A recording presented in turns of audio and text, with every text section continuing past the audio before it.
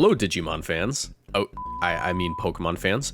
You see, what I just did there was something known colloquially as a mistake. Webster's dictionary defines a mistake as when you mess up. For real, for real. I'm somewhat of an expert in terms of mistakes, seeing that I make at least 23 errors in all my videos, but I always try to make sure to correct them, or at least engagement bait off them in the comment section. Pokemon, on occasion, makes mistakes by creating something that's just absurdly powerful and immediately nerfing it the next generation. Today, I want to take a look at some of these mistakes they made over the years and figure out if they made the right call by nerfing these Pokemon items or abilities. Look, I know you're craving something that isn't tier list based, considering the past 3 videos have just been tier slop, but in my defense, I'd stop making them if you all stopped watching. But I really don't want you to. Anyways, leave a like, subscribe, check out the Patreon, become a member. We're going in chronological order here, and I don't really like to talk about Pokemon before Generation 5, because everything prior to Gen 5 isn't actually real, it's just a psyop. There's no such thing as a cacturn, dude. The gems are something that Pokemon seems to want to erase from history entirely, with the exception of the normal gem for some reason. And you know what? I think I'm with them on this one. The gems were a one-time 50% boost to the first move that connected of their corresponding type, with the item being consumed immediately afterwards. This led to things like 165 power acrobatics, 180 power close combat, and of course, 210 power Draco Meteors. Do you see the issue here? You know, before this, if you wanted that kind of power, you'd need to lock into the move with the choice item, or at least set up first. But just straight up ripping a nuke turn 1 into a neutral target and getting the KO was kind of wacky. And note my wording here, the gem only got used if the move connected. This means that if the move missed or hit into a protect, the gem was still there to rip into the next turn. And you could have multiple of these gems per team. From Gen 6 onwards, gems would be nerfed to be only a 30% boost, but that wouldn't matter as they'd also literally remove every gem from the game with the exception of the normal gem. They did try to revive the concept with Z moves in Generation 7, but there were many more mechanics surrounding these that they weren't as crazy in certain ways. Yes, they could hit through Protect, but this was at the expense of the move having its damage cut significantly. On top of that, you were limited to just 1 per game, as once you used a Z move, you couldn't click another one even if you had multiple on the team. I'd say they made the right call on this one, especially considering all the wacky mechanics we have today due to power creep. I really don't want to have to think about like Psychic Gem expanding force in terrain with a helping hand. A solid call on Pokemon's part. Since Generation 6, there have been a number of abilities tied to specific Pokemon which turn their normal type attacks into another type while granting them a boost in power. These abilities are referred to as the 8 abilities, since they're called Pixelate, Aerialate, Refrigerate, and Galvanize. Yeah, we don't really acknowledge Galvanize since it doesn't really fit the pattern, though it does leave open the idea that there's probably a better name for these abilities as a group. And to be fair, Galvanize did come a generation later. These abilities were granted to Pokemon like Sylveon, Aurorus, and various Mega Pokemon, but the 2 most famous users of them were Mega Salamence and Mega Gardevoir. The abilities granted Mega Gardevoir a 117 base power Fairy Spread move in Hyper Voice, and Mega Salamence the same boost but as a flying move. Since Mega Salamence was a mixed attacker, it even got access to 132 power Return and Frustration, and even a 156 power flying type Double Edge. Bear in mind, these boosts were applied before Stab, so when you account for the fact that they get an additional 50% boost from the move since they're the same type as them, you end up with stuff like 175 power Hyper Voice and oh, I'm sorry, that has to be a mistake. 234 power Double Edge? Yeah, there's a reason Mega Salamence was everywhere. That thing was just a demon. Look, I don't care that Mega Pinsir caught a stray from these things getting nerfed, as long as it means I don't have to try to tank a move that strong with my playthrough Linoon. I'm just chill with it. As of Generation 7, all these abilities were nerfed to be just a 1.2 times boost in power, which doesn't seem like much of a nerf, but when you account for the stab bonuses, that's pretty big, with Hyper Voice dropping from 175 power to 162, and Double Edge dropping from 256 to just 216. Still very powerful moves, but now maybe resisting them will actually matter. This channel is partnered with GamerSupps. If you want to support my work and get great tasting drinks, you can order GamerSupps through my link in the description down below or with code Moxie boosted at checkout for 10% off. GamerSupps is a caffeinated product that I recommend only to my 18+ viewers, but my link will send you to their caffeine-free product section just in case. Every product purchased through my link supports my channel financially, so I'd really appreciate the support.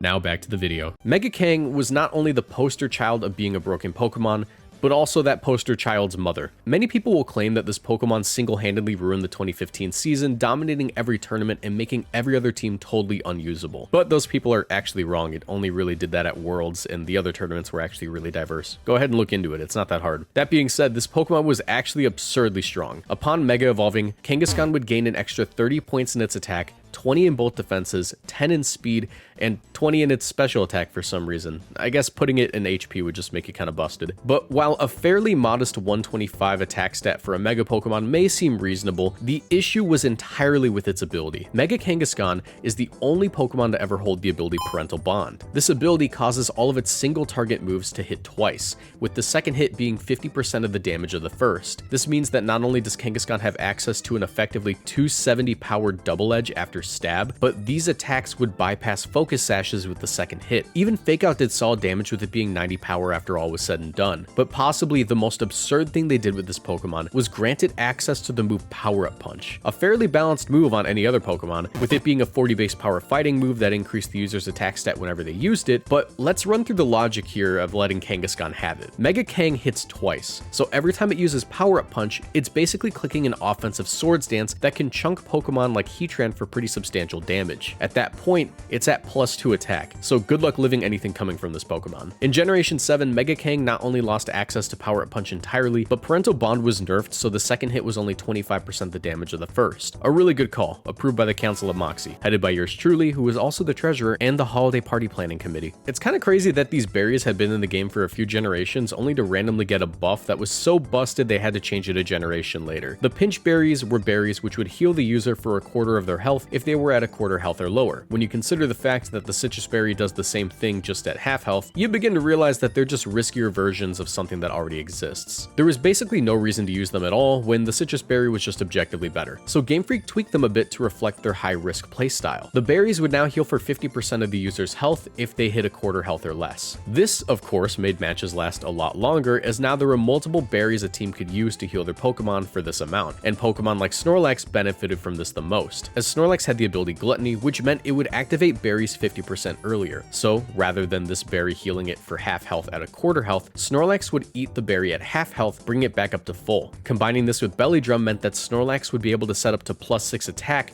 cut its health in half, and then get back up to full before attacking. Because of this, alongside curse sets with Recycle to get the berry back over and over again, Snorlax quickly became a problem in the 2017 and 2018 seasons of VGC. If Snorlax was under Trick Room and set up, the match could end in just a couple of turns, and its incredible bulk made it very difficult to one-shot. These berries would be nerfed to heal for only 30% the next generation to ensure we'd never see Drumlax dominate at the level it had before, but it wouldn't have been possible if it weren't for our next entry. Mimikyu is a Pokemon with fairly underwhelming stats. I mean, most of its stats don't even exceed 100, with the only one being its base 105 special defense. But its strength came entirely from its typing combined with its ability. Mimikyu's signature ability Disguise caused it to not take any damage the first time it was attacked. The attack would simply break the disguise, and from that point on, Mimikyu would take damage like any other Pokemon. It was basically just kind of a shield from the first hit. The fact that Mimikyu was also a ghost type meant that Mimikyu was uniquely able to set up Trick Room as a standalone Pokemon in most matches, since you couldn't one-shot it and you couldn't fake it out. If you wanted to stop the Trick Room, you need to predict its item. If it were Focus Sash, you'd have to taunt it. If it were holding the Mental Herb, you'd need to double into it to KO. Or you could just predict the Trick Room and reverse it with your own Trick Room, but they were just as capable of calling this out and letting you set up the Trick Room for them while they just go for an attack. And this prediction had to be made while there was likely a Snorlax sitting next to the Mimikyu threatening a Belly Drum to sweep the entire team under said Trick Room.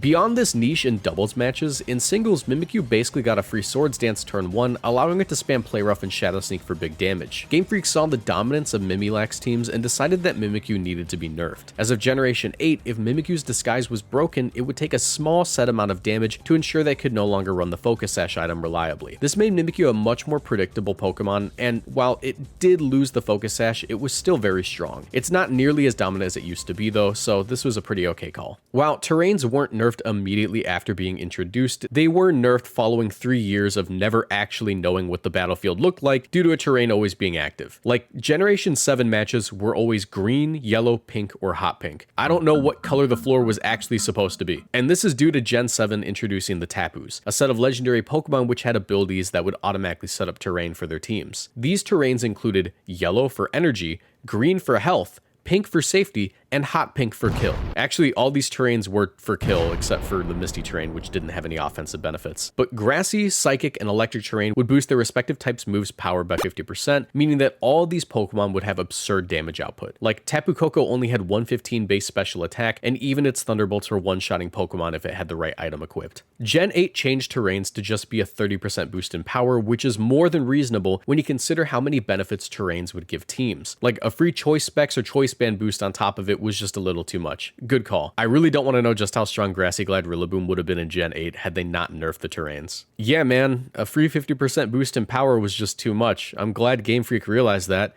Oh, hey Zacian. Yeah, in Generation 8, Game Freak made Zacian, a Fairy Steel-type legendary Pokemon who would get a free boost to its attack when it hit the field. Every single time it hit the field. On top of having 170 base attack stat and 148 speed and really good bulk. Zacian was broken. Zacian was just an outright bad idea from the jump. I have no clue what they were thinking when they made this Pokemon. Like, Fairy and Steel are already a broken type combination, and they just decided that this dude could delete Dynamax Pokemon without ever having to Dynamax itself, or even being able to, since Behemoth Blade would hit for double damage onto Dynamax Pokemon. Was everything in Gen 8 absolutely broken? Yes, so maybe Zacian seemed at home here, but without a doubt, that nerf to its attack stat and making it so the boost only happens once per game was a really good call. Technically, Zamazenta kind of caught a stray here since it got the same nerf to its abilities and stats, and that was all despite the fact that Zamazenta wasn't very good in Generation 8. But in the end, even that ended up being a smart decision, as Zamazenta went on to be broken after gaining access to Body Press in Generation 9. So just imagine having to play against Zamazenta in Gen 9 while still having that higher defensive stat and getting the boost every single time it hit the field. I really don't want to play that format. You know what was really weird in Generation 8? Calyrex Ice. For some reason, when designing both Calyrex forms, Game Freak inexplicably decided that Calyrex Shadow's broken move would only be 120 base power, while Calyrex Ice could have a 130 base power move. Bear in mind, both of these Pokemon have 165 in their main offensive stat, and while yes, Calyrex Shadow didn't care about Fake Out or Intimidate, I don't think anyone would have cared if Glacial Lance was also just 120 base power. This one definitely seems like them predicting that Calyrex Ice would dominate the competitive scene in Generation 9, since they only nerfed the move after adding the Clear Amulet to the game. The Clear Amulet being the item that prevents Intimidate from dropping its attack stat. And seeing as that's Calyrex Ice's most common item today, I think they made the right call. While we're here, I should also just note that Urshifu Rapid Strike and Urshifu Single Strike also received nerfs to their signature moves in Gen 9, but both of these Pokemon are still pretty broken, so I don't really see it as much of a correction. Prior to Regieleki, the fastest Pokemon in the game was Deoxys Speed, a Pokemon which was never VGC legal, and the next fastest Pokemon was Ninjask at 160 base speed, who was never used as the rest of its stats were just awful. But when Regieleki was introduced,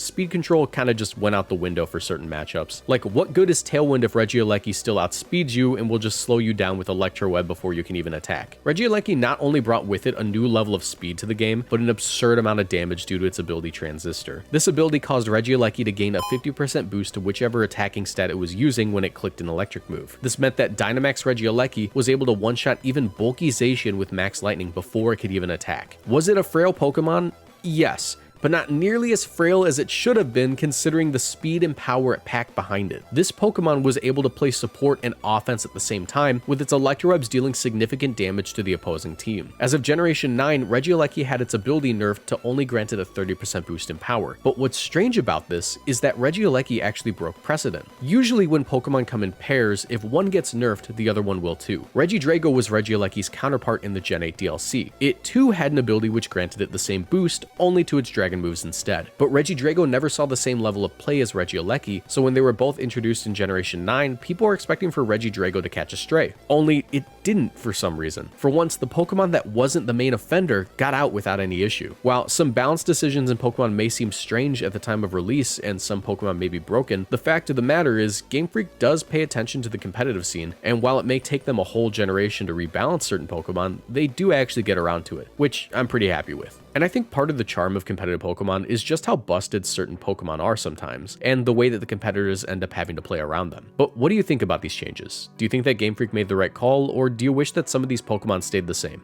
Let me know in the comment section below. If you enjoyed, be sure to leave a like and subscribe. They mean the world to me.